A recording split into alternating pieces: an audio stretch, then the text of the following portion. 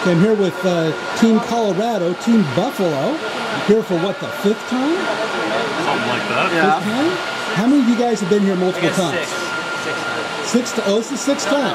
Okay. Well, we've been here since the beginning. Yeah, from the first one on, right? And what are we doing this year? What are you guys bringing hardware-wise? What are you bringing to the table? We're bringing Interlagos chips.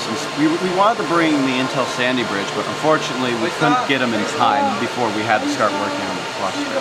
Okay. So we have, how many Interlagos? I mean, we have 4 nodes, quad socket with 2.3 gigahertz Interlagos chips with 16 cores each. So we're running 64 cores per node with 128 gigs of RAM per node.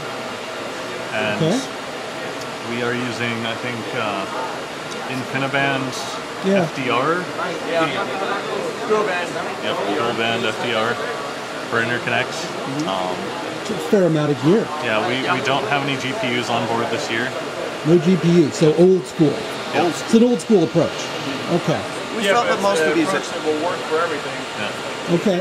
There are issues with the applications running GPUs. It just wasn't beneficial for us to run GPUs. We get better performance without them. So the apps just weren't there yet for you guys? The apps just aren't there yet. Some of them are. PFA is designed to run on both. Pop can only run on CPUs without accelerators. There are methods to get around that problem. Makes sense. Makes sense. You guys do any, go ahead. In addition to that, you have a lot more power consumption with GPUs at this point. And it might change in the future, but it depends on the application. Yeah, it does.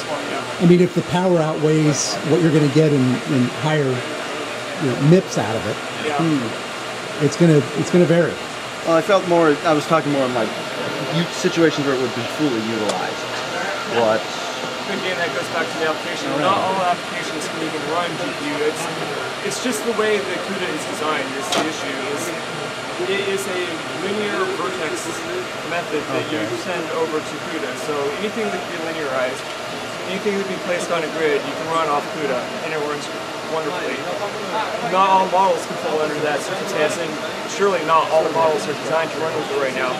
Most everything is still running with legacy code bases, old Fortrans and stuff like that. I'm not complaining, I'm a Fortran coder, but you just use what's appropriate for your model, for your application.